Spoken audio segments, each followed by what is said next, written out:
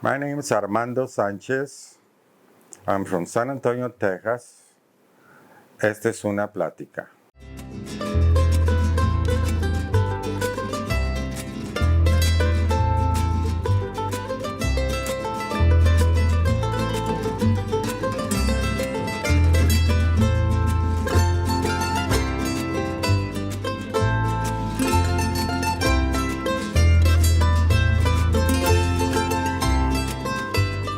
My career as an artist started, since I guess sometimes I think about it.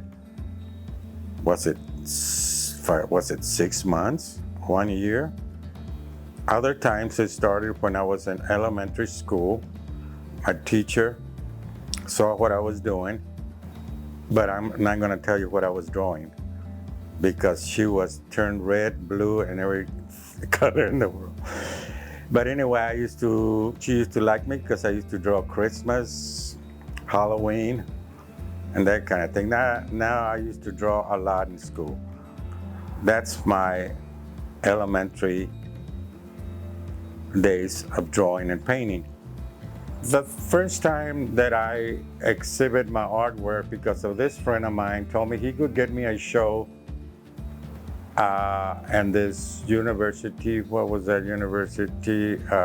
Trinity.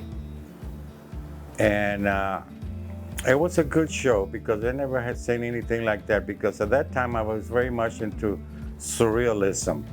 Surrealism, called maybe Frida Kahlo, Salvador Dali, Rene Magritte.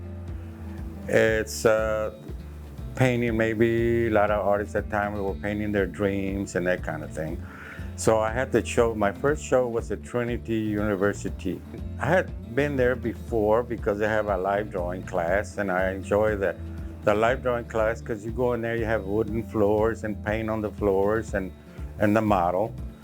And that time, I remember when I was in Detroit, I was 12 years old, that I took classes in arts and crafts school, and they had a live drawing class there too, but I couldn't go to the live drawing class because I was 12 years old.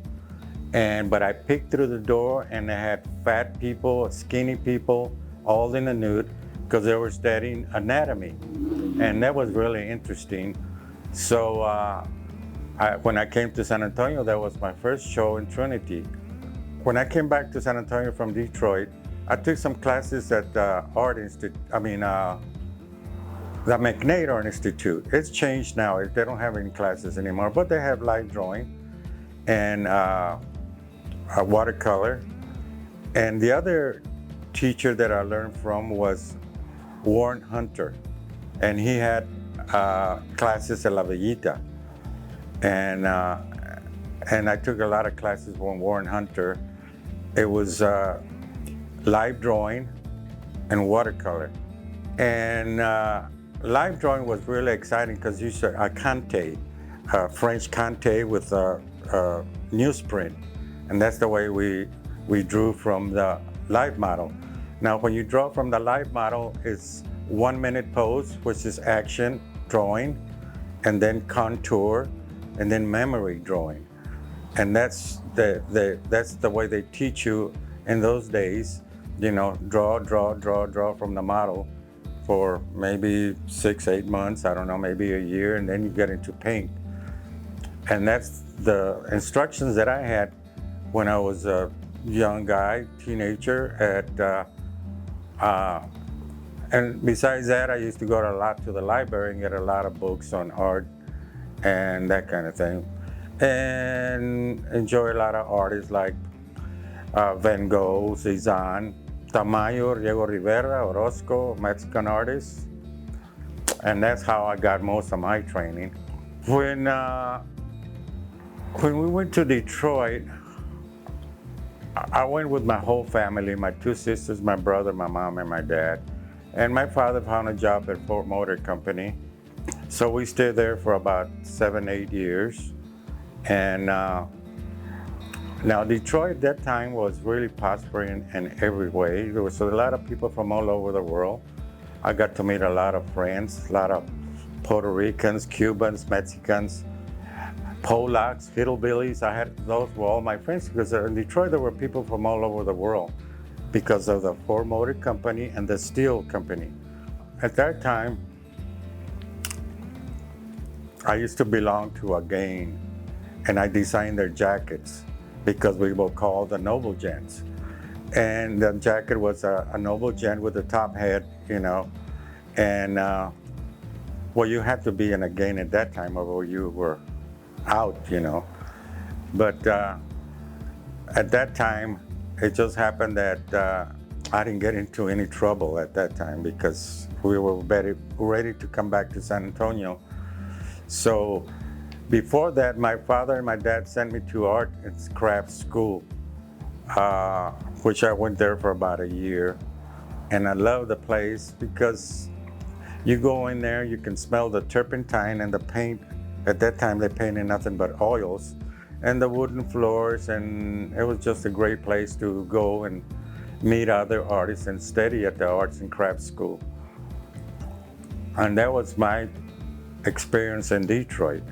Besides that, Detroit is a cold, cold place. When I used to go out at night with my jacket, my black jacket, it was snowing. And this is the first time I noticed the beautiful snowflakes, about $50, and they will fall on my black coat, and I can see the design of the snowflakes. That's the first time that I guess was in tune with nature, and that was really beautiful. I went to Burbank High School, and well, here on the south side, Nogalitos. Burbank High School, the Bulldogs. My art teacher was Doolin, and Doolin used to tell us, you learn how to letter and you'll find a job anywhere, which was very true. At that time, there were no computers at all. Everything was done by hand. I got a job at Frost Brothers. Yeah, Frost Brothers. Display departments and that kind of thing.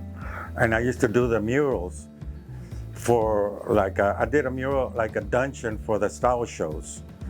And it was a big, huge mural, maybe about 15 feet high with no scene paper and Dr. Martin inks with a big sponge and big brushes, got on a ladder, and I did the dungeon where the models would walk into, to the dungeon and back.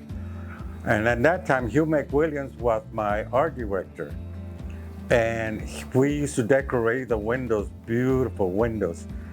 And he was from Chicago, but he came to San Antonio because Chicago was too cold. And he used to decorate windows and have competitions on the best windows in New York, Chicago, all over the United States. And he would win first prize because of his best windows. Little old San Antonio competing with Neiman Marcus and New York and all those big stores and big windows. And he was really creative, and I learned a lot from Hugh McWilliams. He was a tall, skinny guy, smoked a lot. I remember that much. Now, before that, I worked at a sign company. And I learned how to do go leave. Everything was done by hand.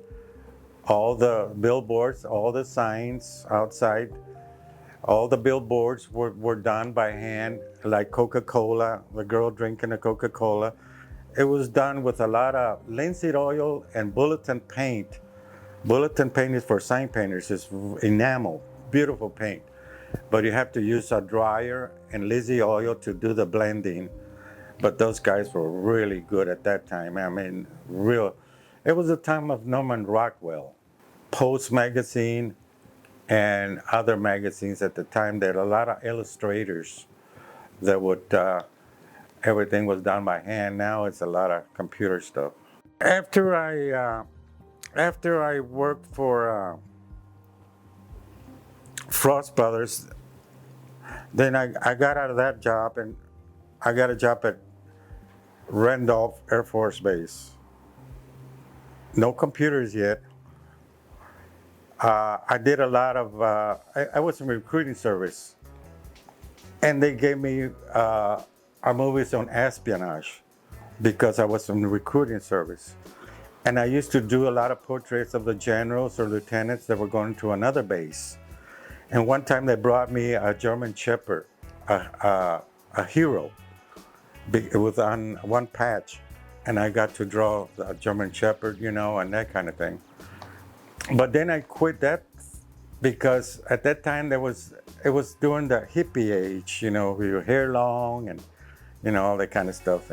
But at recruiting service, you have to have your mustache trim, your hair trim. It had to be that way. They had rules. So I told the colonel that I was going to quit because I was going to work with this group of people, Lionel Sosa, uh, because it was more exciting. But at that time, I didn't know any better. And the colonel told me, "What's wrong, Armando? Is there some kind of discrimination?" I said, "No, I just want to go work with these people. I'm not used to this military thing. And so I went to work with Lionel. And sometimes I think about it, I say, wow, if I should have stayed there, I should have been receiving $3,800 a month, because if you work at Randolph, you have security, you have everything. You want to buy a house, you want to buy a car, where do you work? Randolph. Okay, just sign right here. Anyway, so that was the thing with Randolph. But then I started working with Lionel Sosa, and there were all kinds of artists there, that I was really learning a lot. So I became a designer and illustrator for Lionel. I was Lionel. With Lionel, I was about 5 years. And we didn't have any computers. Everything was done by hand. Um, you know, uh, Lettering Franklin or Helvetica or whatever, lettering and the borders, everything was done by hand. So yeah, that's the time that was in the 70s with Lionel. And at that time, the hippie area, long hair, bell bottoms, a lot of pot, and stuff like that. So that was my experience with Lionel as an advertising agency. When I got to meet, you see, I had a studio at the Market Square because I knew George Cortez, the owner. He was a good friend of mine. We were roommates and that kind of thing. And I got to meet a lot of celebrities at the Market Square because they come all over the world for the Market Square, the mariachis and the Mexican food and all that kind of stuff. So I was at my studio at Market Square. I had a studio there at the Market Square in front of the Margarita. Maya Angela walked in and she sat down, and I think I knew who that lady was because she had a presence, a big, beautiful smile. And I think I knew who she was, but I didn't say anything. So she sat down on the chair and she said, Armando, how much you want for that painting, that painting, that painting? And they were all paintings of shotgun houses. Now, a shotgun house, it's a house that is the living room, the bedroom, and the kitchen. And you can shoot a shotgun all the way across. That's why they call them a shotgun house.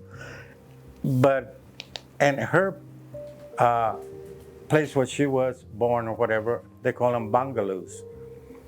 So I had a whole bunch of shotgun houses and the freeway on top, Progress or whatever, that kind of thing.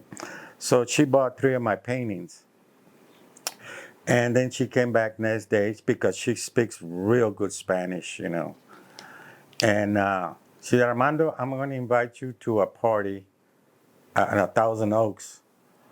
And sure enough, I went over there. I got to meet Oprah Winfrey. I gave her one of my T-shirts. We were in a round table. I was sitting here, Oprah Winfrey here, and Maya Angelou there, and her boyfriend over there. So that was a good experience.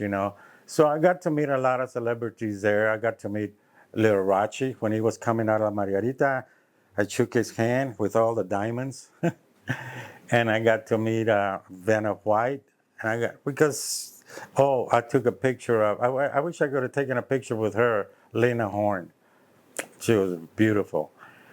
So that was all mostly at La Margarita.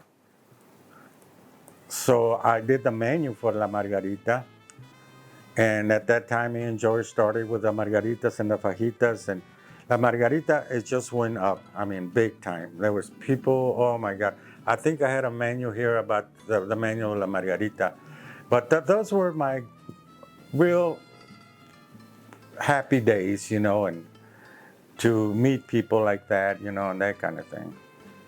That was my most exciting place at the Market Square when I did the painting of Clinton and Salina and this shirt Zapata.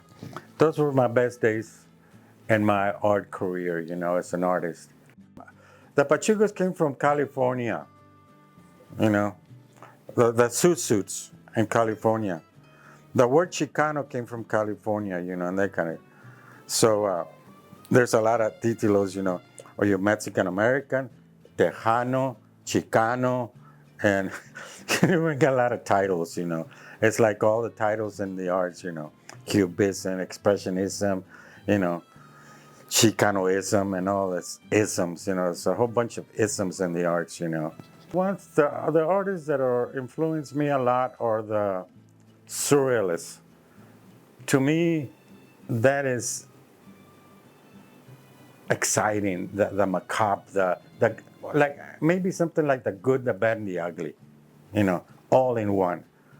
It tells a story. It's like Edward Allan Poe. It's like an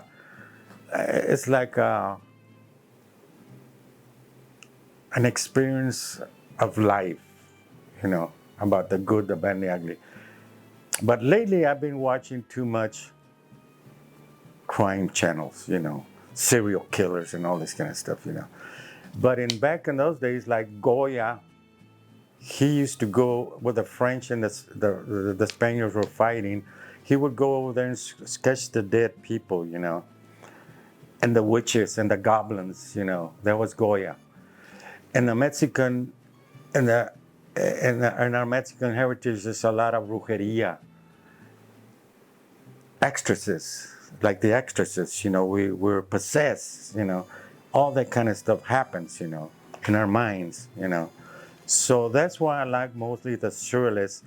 Some of them surrealists used to paint their dreams, and to me that was kind of exciting, to paint what I feel about life, because I think that with age, art and life become one.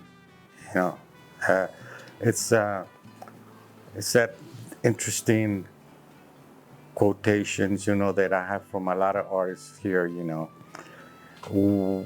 Chagall was one of the artists that if you paint from your head, nothing works, but if you paint from your heart, everything works, So another quotation from Picasso,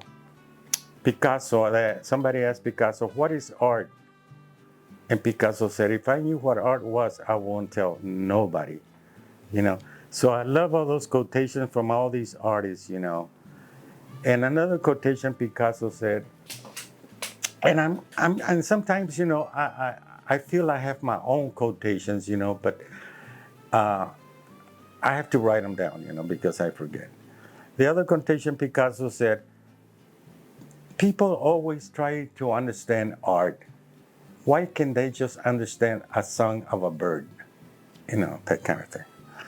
So those quotations kind of help me think the way they used to think, Because sometimes I get a canvas and it's all blank and white, and it's scary, because you gotta be brave to go into that canvas and get all expose your nakedness into that canvas, all your feelings, all your hates, jealousies, and all the kinds of, you're going to express them in that white canvas. And if you're afraid to go into that white canvas, it's like going into the arena with a toro, You got to be brave. And then you don't know what in the world is going to come out until your subconscious mind and your subconscious and your conscious mind get together. It's like the yin and the yang. Right in the middle is gray, between the white and the black. So that's one thing, And sometimes when you express your unconscious, it's like when you're on the phone talking to somebody and you're doodling, You know, something at that a little doodling, something is going to come out. That's one way I like to paint. I throw paint on the canvas, and the paint, wherever gestures I get, something comes out. Another way I like to paint is to get a magazine and turn it upside down. That's another way I like to paint. Another way I like to paint is to sit in the dark, turn a candle, and all of a sudden things start changing, or shadows and lights start coming out. That's another way I like to paint. And sometimes a painting tells 1,000 words. You know, it's like poetry. When you write poetry, it's like painting, but you paint with words, and it's beautiful. I've done some poetry before, and it's both arts are beautiful. But as far as interpreting my dreams into my paintings, you know, it's like the good, the bad, the ugly. You know, that's what I see. It's like that painting right there with a little girl. You see, there used to be a blind man in my barrio. They used to sell brooms, but he was blind, and this little girl used to take him all over the place to sell the brooms. That is a dream. You see, that could be a dream. Now, this over here with I think could be Jesus and Abel. I don't know, but it's a sacrifice lamb. You know that is very interesting, like altar boys, but they don't have no shoes. And there's the shotgun houses with the chickens and that kind of thing. So that's and the Sacred Heart, which is very powerful in our culture and the Catholics, you know. It was interesting at that time. I don't know, maybe it was 20 years ago, because I had a show there at Los Maestros with some of my artist friends of that time, you know. And now I think about it, it was an interesting time because all those friends of mine, they're gone. You know, they're passed away. I'm probably not the only one now, but there's 2 or 3 or 4 more artists at my age right now that are still, you know, L.A. David, Joe Lopez, Luis. They're still here, you know, but most of them from that time are already gone. And I had a good experiment with them when we had the show Los Maestros, you know, because those were beautiful memories, you know, that I had. San Antonio is still backwards in the arts. I remember when, in my time, they only had one art gallery, and that was in San Antonio, Western. Nothing but Western. Which is beautiful. I mean, Western paintings are beautiful. It's the old West, you know, the Indians and everything else. But they don't have no contemporary art, you know. I like abstracts and that kind of thing, you know. So Blue Star came about, and boy, man, all of a sudden, I mean, that everything, and the contemporary arts, you know, abstracts and everything came about. Cabeza de Piedra had an art studio, and there was just studios popping up all over, Art Pace, you know, the Carver, Guadalupe Center.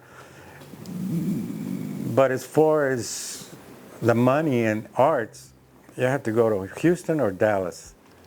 That's the way I think, you know, maybe not, you know.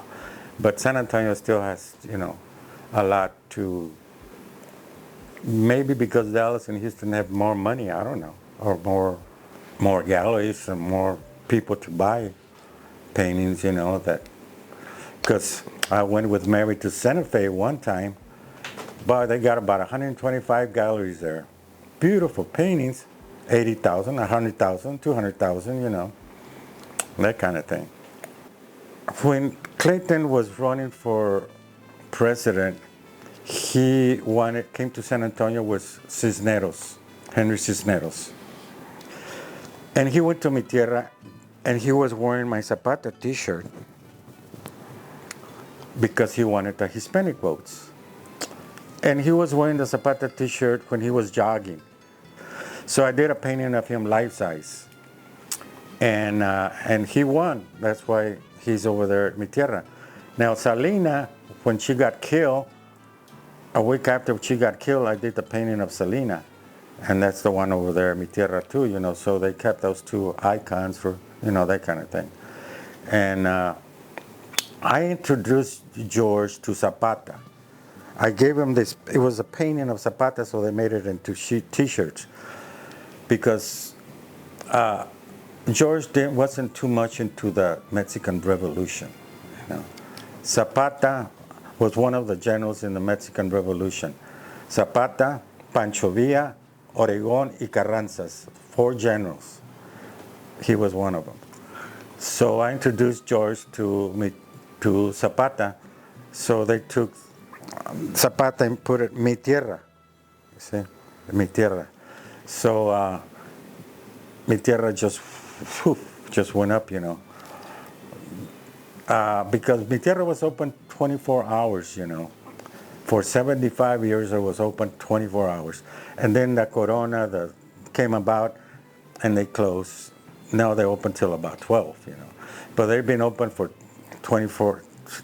75 years almost, open 24. Because I used to go there after the dances, The dances, they had a lot of Hispanic dances, polkas y todo. And they dance around like this. After I went to, let's see, what was it, Chamizal, Somerset, they had dances like in born dances, At that time you had Stacey Adams shoes like these. And they throw sodas and you would slide. At that time when I went to the dance, I was real drunk, And I asked this girl to dance. She was just as drunk as I was. Would you like to dance? And that kind of thing. So she said, yeah. So we went to the dance floor, and we were dancing. We felt right in the middle of the floor. And they were dancing around us. I'll never forget that. Now, the competition of Mi Tierra was Mario Cantu. And Mario Cantu was open 24 hours too, But Mario was much knowledgeable about the Mexican Revolution than George, than Mi Tierra, When you go to Mario's, you would sit on a table and you had photographs, pictures of dead people hanging from the revolution, You were there eating, you turn around and you saw this guy hanging, So that was Mario. So they have different ideas, different versions, of the 2 restaurants. Consafos is like a term that you write that consafos and nobody can put anything over that, that kind of, it was like a register, copyright, that consafos, but that was Chicano thing, that Mexican thing, when you put that on there, And there were groups like that were protesting, the migration of the workers, so that's why we got into that. Jesse Trevino did a beautiful painting of Mexican people with the cotton, and all that kind of stuff, And at that time, the language, Pachuco language, is still around, And then maybe in the late 80s, it started disappearing because of new generation, coming in, These young kids, they don't want to dress, with a tie and a suit like back in those days, or the leather jackets, or they have their own style, because they want to have their own image, At that time, we had our own image, which was the hippies with long hair, and the bell bottoms, Evolution, revolution, or whatever you want to call that, It's something I never forget, because to me it was at the time where I couldn't pay my rent. This lawyer came in. It was a beautiful pinstripe suit, And he saw this painting, and he said, Armando, it was a bailarina putting on her shoes. And he said, how much you want for that painting? And I said, 600. And he said, Armando, I only have 300. I'll tell you what, why don't you give me the suit, and we'll even. So he gave me the suit and took the painting on his underwear. That is something I never forget, Things like that, that happened to me through the 35 years, of my career as an artist, and trying to make the rent, you know, because my landlord downstairs, I went with him to Chicago to the Art Institute, you know. But at that time was in the 60, 62, 63, something like that, 65, when I had the riots in Chicago and they were burning it. The National Guard was downtown, you know, and they stole my signed kit and everything. So I came back to Texas, you know. But yeah, those were the days. Like they say, those were the days, my friend. I thought they'd never end because I had some good times and some bad times, you know.